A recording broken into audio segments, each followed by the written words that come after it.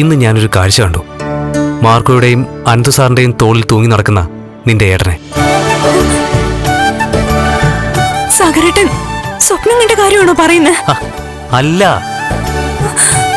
സാറിന്റെ വലത് കാലിന് മാത്രമല്ല, ഇടത് കാലിനും ചലനശേഷി കിട്ടിയിട്ടുണ്ട്. നട്ടലിനും നേരിയ ചലനശേഷി വന്നിട്ടുണ്ടെന്നാ തോന്നുന്നേ. ഈശ്വരാ, ഞാൻ പൂജാമുറിയിൽ കയറുമ്പോഴൊക്കെ കണ്ണേട്ടന് വേണ്ടി പ്രാർത്ഥിക്കാറുണ്ട്. കണ്ണേട്ടൻ എന്നെ ഇഷ്ടമല്ലെങ്കിലും ഏട്ടന്റെ സ്വഭാവം എനിക്കറിയാം.